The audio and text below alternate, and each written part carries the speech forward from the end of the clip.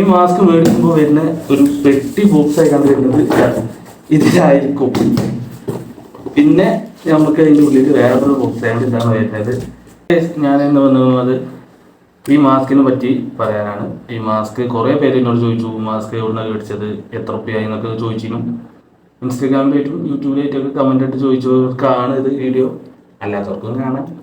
അപ്പോൾ ഈ മാസ്കിന് എത്ര റുപ്യായി എന്നുള്ളതും ഈ മാസ്ക് ഉപയോഗിക്കാൻ ബുദ്ധിമുട്ടുള്ള കുറച്ച് കാര്യങ്ങളുണ്ട് ഇതിലുള്ളത്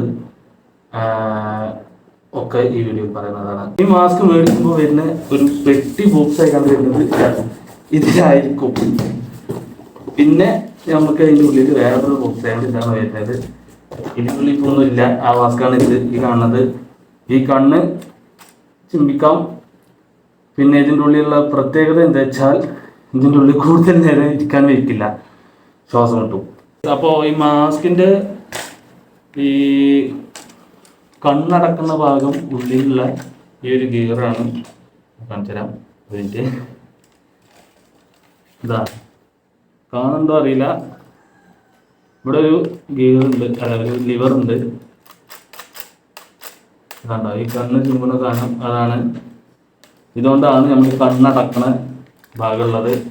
പിന്നെ ഇതിൻ്റെ പ്രധാന പ്രശ്നം ഇതിൻ്റെ ഉള്ളിൽ കൂടുതൽ ഇരിക്കുമ്പോൾ ശ്വാസം മുട്ടും. അതിന് കാരണം ഉള്ള ഈ ഒരു ഗ്ലാസ് കണ്ട, ഈ കണ്ണിൻ്റെ ഈ വൈറ്റ് കളർ വരുന്നതിന് ഇവിടെ ഒരു ഗ്ലാസ് കൊടുത്തിരിക്കണം. ആ ഗ്ലാസ് ഉണ്ടായതുകൊണ്ട് കൂടുതൽ നേരം നമുക്ക് അതിൻ്റെ ഉള്ളിൽ നിൽക്കാൻ പറ്റില്ല, ശ്വാസം വിടാൻ പറ്റുന്നില്ല. ഈ ഭാഗത്ത് കൂടെ കൂടുതൽ നേരം അതിൻ്റെ ഉള്ളിൽ നിൽക്കാൻ പറ്റുന്നില്ല. പിന്നുള്ളത് ഇതിൻ്റെ പ്രൈസ് എന്ന് വെച്ചാൽ ഞാൻ മീഷോയിൽ നിന്നാണ് മേടിച്ചത്. മീഷോയിൽ നിന്ന് എനിക്ക് എന്നത് 600 ചില്ലാനാണ്.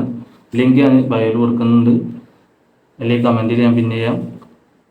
അപ്പോൾ എല്ലാവരും സബ്സ്ക്രൈബ് ചെയ്യുക, ലൈക്ക് അടിക്കുക, കമൻറ്റ് അടിക്കുക, ഷെയർ ചെയ്യുക. Okay, by.